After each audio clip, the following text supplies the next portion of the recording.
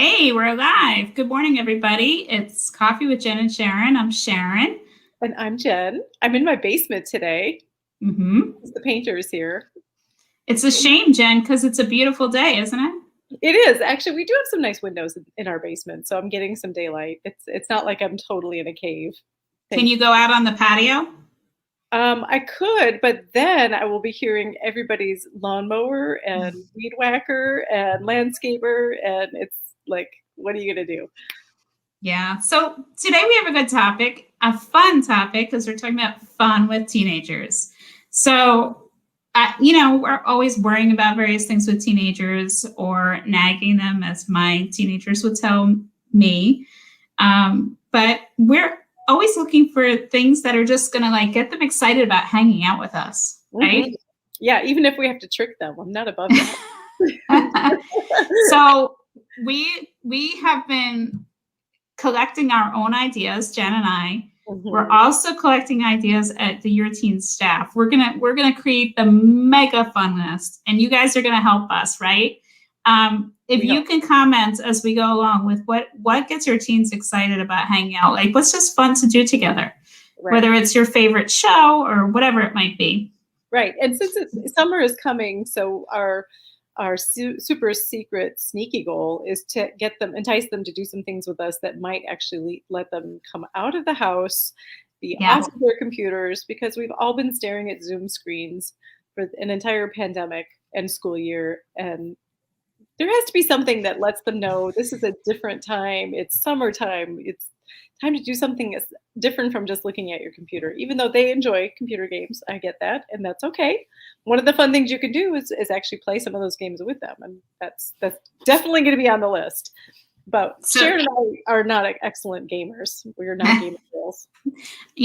Much to my gamer's chagrin, my 15-year-old loves to play games. I'll tell you though, before we go to outdoor stuff, here is a fun with teens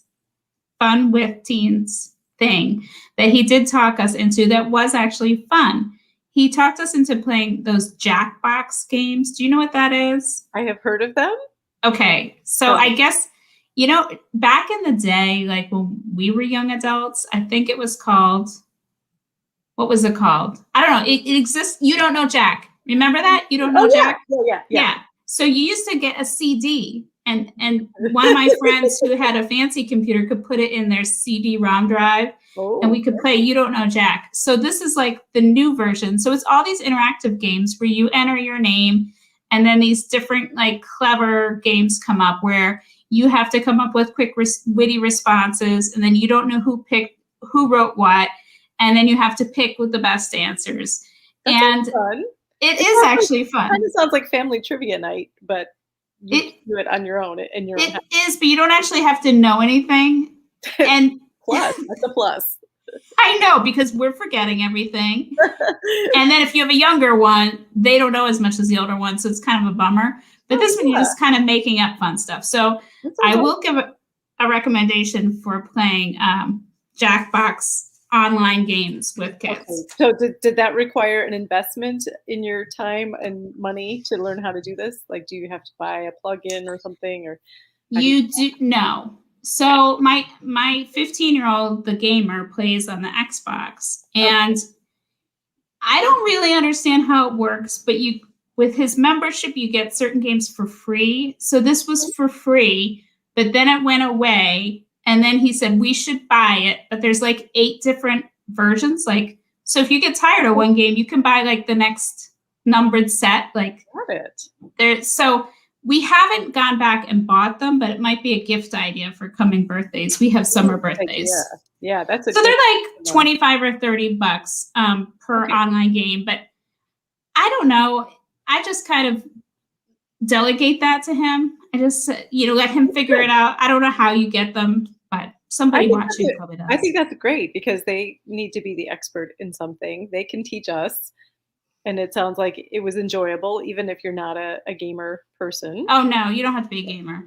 Mm-mm. Yeah, anything that involves me having to use my thumbs and memorizing some combination of moves, I'm out. It's just no, there's no press A for this and press B to do that. And none of that. So, but let's go back to outdoors.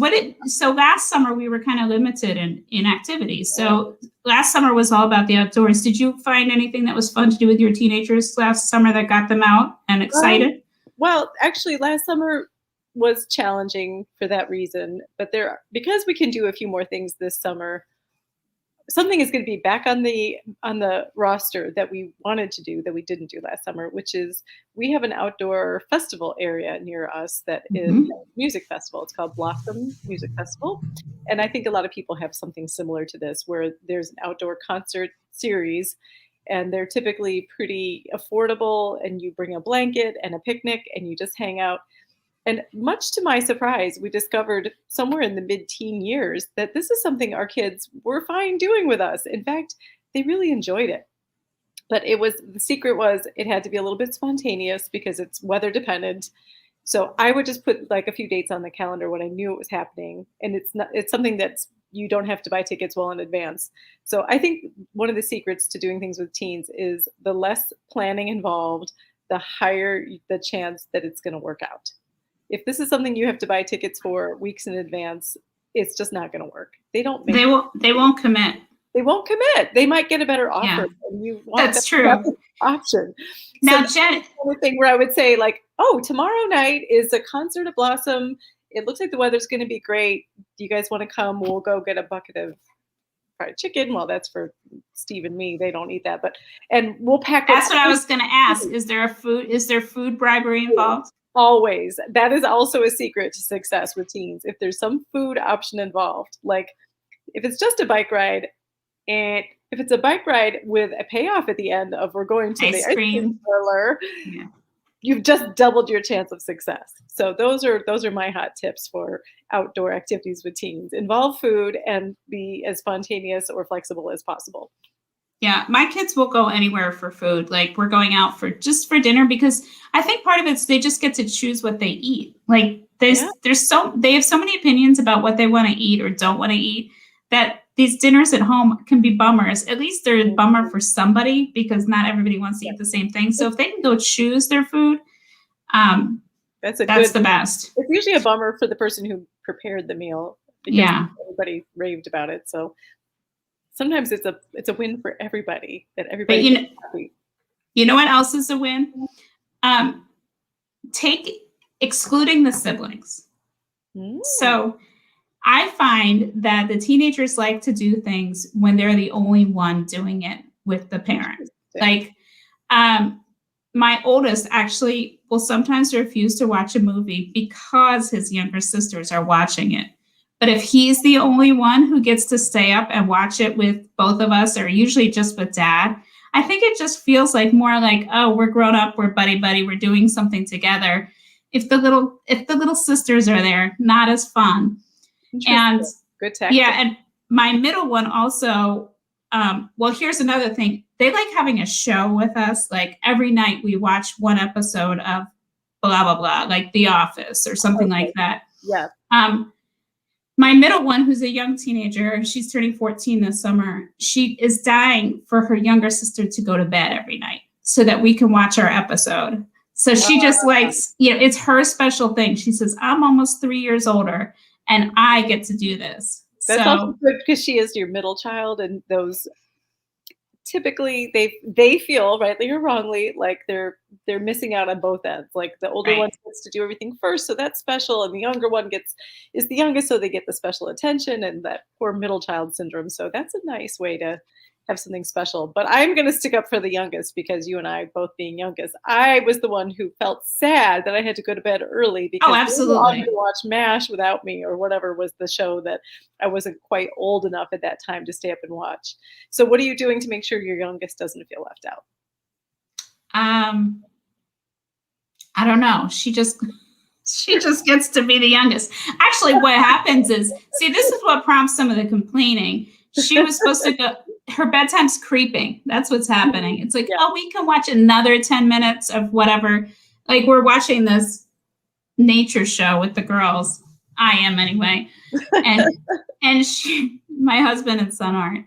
And it creeps into like an extra 10 minutes, an extra 15 minutes. So it's like this balance between not making her feel or keeping her from feeling left out. And then the older one, is saying, isn't it time for her bedtime? Isn't it time she goes up? So I don't know, it's a tough balance. Well, that's another thing is that with summer coming, we're probably finding that we're going to relax some of our schedules because it stays later, and maybe they won't have as much homework, and eventually they won't have homework at all, hopefully, for the summer. But I also feel like that kind of was already out of the window because of the pandemic. Like everybody's schedule has just been thrown off. So I guess that's maybe the nice thing about summer is that we can feel more casual about those things and embrace that a little bit and say, yeah, you can have 10 minutes more before you go to bed because you don't have homework tomorrow. Yeah. So that's a good thing, I guess. I always, as a parent, I remember when it switched over from me feeling a little bit worried about summer coming because I didn't have camps lined up for the kids to when I just felt relief because I knew they were going to be done with homework, and that meant I was done being the homework Nazi. So I still remember how good that felt. Totally. Like, no more homework. We're all happy about that. Sweet freedom. Are you going to do anything special for the kids to mark end of the school year? Do they get any kind of treat for that? What happens in your household? Sometimes there's like an ice cream trip for end of year. My youngest's birthday is right after the end of the school year too. So we sometimes we do something festive for that, but we're not so good about saying we always do this on the last day of school. Yeah. The one time, maybe it wasn't quite the last day of school and the kid was much younger. I was surprised my kids. I said, I'm going to take you to the pool because it was after Memorial Day and the pool was open in the afternoon and evening. And I packed all their stuff to surprise them and thought this will be great. Now they were a lot younger, but they got in the car and they're like, oh, we're just so tired. Oh, no. Which I couldn't believe. And I think that's changed because one of the things that I would recommend for teenagers, at least for mine, anything that involves water and swimming, they get really excited about. So if it's, we don't live near the ocean, but if we're on a trip and they can ever get to the ocean or go swimming in a pool, a lake, if they can go boating. We tried stand-up paddle boarding last summer at one of our county parks, and that was super fun. So any reason they can get in the water, and they'll just stay in there for a long time still. That's great. Yeah. And that makes everybody tired. Everybody sleeps well when they've had a whole day in the water. I'm a big fan of that too. I used to love going to the pool as a kid, but I do remember there was a time when my kids stopped wanting me to be at the pool with them. And it was a drop-off situation like the mall. They were like, drop me off at the pool. But that's okay, right? No, that was fine. Did you want to be at the pool with them? Well, I liked being at the pool on my own, like with a book. I would be happy to hang out there, but that was not permissible? No. At that point, it was like, this is a no-fly zone. I'm going to be here with my people. I don't need you being all up in my business. Although they would certainly be happy to come to you for money at the snack bar. That was fine. But like at some point, you do have to let them have their territory a little bit, and that was fun. I would say, you know what? I just want to go swim laps, so I will drop you off. I'm going to swim laps. You can either walk home, get a ride, or call me later when you want to come home. Right. Well, they get to that age where it's their friends working at the pool too. So they don't want to be, when their friend is a lifeguard or, working the snack bar, they don't want to be the one who's coming with their mom. No, who's not? So I get that. They might even, I do remember too, there were a couple of awkward years in there where my kids kind of didn't want to go to the pool because of that social component. And it was sort of like, I don't know, I don't really want to see certain people right now in my bathing suit. Like there's that component does creep in a little bit. So maybe another way to keep them active without them, if they're avoiding that, and maybe mine were the only ones that had that issue, but I bet they weren't. Maybe like you find a different way. Like you said, I loved your idea of going to the Metro Park and do stand-up paddleboarding. There's nobody they know who's going to they won't see anybody. So that's another way they can have that fun without that worry about the social component. And around us, we have creek walking too. We have all these rivers in our Metro Park system, and you can find some cool places with little waterfalls and things like that. And they were, last summer we tried that and we did walk up the creek. There was one bit of complaining from one child who maybe didn't have the right water shoes, those mesh shoes, because then you don't step on rocks and you don't slip as much on like any algae or whatever. But that could be fun too. And they're not going to see anyone in the creek. Yes. But this year might feel different because they didn't have as much peer interaction as they normally would have. But if they're in school the whole year and they've been with the same kind of cohort of people, I think maybe having a little break from that is nice for them, just to feel like I'm going to go do something a little different. So whether that happens with a family vacation, road trip, or just finding some pocket of space within your backyard, so to speak, that is not peopled with their usual peer cohort, I think that can feel like a nice break for them. Speaking of backyards, here's another surefire hit, pun intended, fire. Oh my gosh, yes. Yes. Teenagers love fire. So if you can get one of those fire pits, or you have a place to set up your own little bonfire. I find that anytime we're going to have a fire, there may or may not be s'mores involved, but usually there would be. Yes. Usually there are s'mores involved. And it's just like everybody just pours out of the house. Like you start the fire going and they come right out. Yeah, you don't even have to invite them. It just happens organically. If you start that fire, they'll be around it fairly soon. And I'll hear them rooting around in the cupboards looking for the s'mores materials. And if there don't happen to be any, what a great opportunity for them to walk up to the local Walgreens to go purchase some. There you go. Happy to give them a little money for that. So then you see, it's all about, it's sneaking in the activity, and food. Food is always a hit. And also I added an incentive. A couple of years we did this where I said, if you want to invite a couple friends over, and you can invite them to bring like the homework folder that they want to burn, because oh my gosh, we wanted to celebrate, like, I'm never going to do algebra again. I'm going to, we let them throw bring a little bit of their homework that they were done with to throw in the fire. And it was very cathartic for everybody. So well, it seems so rule breaking somehow. I know, doesn't it? We're just rebels over here. I mean, I could see that would be kind of exciting. Yeah. Definitely that feeling after finals when you just throw everything out, but burning it, that would be even better. Burning it is good. And in a year like this, I have a feeling there might be a few things they'd be happy to throw in that fire. So our viewers today are very quiet. We see you out there, but you're not helping us with ideas. I think they're just listening. Or shooting ours down. Waiting for something. Are they no fun? That would never work in my house. Let's see. I have some other ones here. Shows. I would like to hear tips on what shows you watch with your kids too. Because I'd like to hear I feel like finding the right one, it's like a commitment that you get. Thank you, Dawn. We need that affirmation. We feel lonely without you telling us. Now we know you're listening. Oh, and Dawn likes the burning homework. I love it.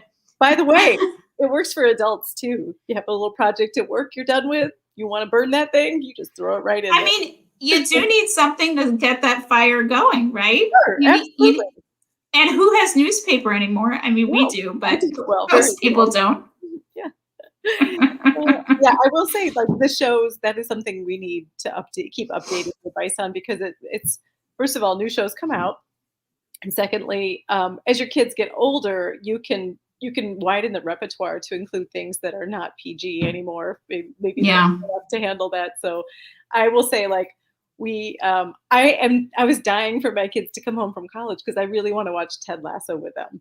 That is something I can recommend if you have kids of a certain age, because even though it's a lovely, good, feel-good show, the amount of cursing in that show will definitely curl your hair. If you have kids, a little south of 14, you probably don't want to go there. It's the most wholesome, raunchy show there is.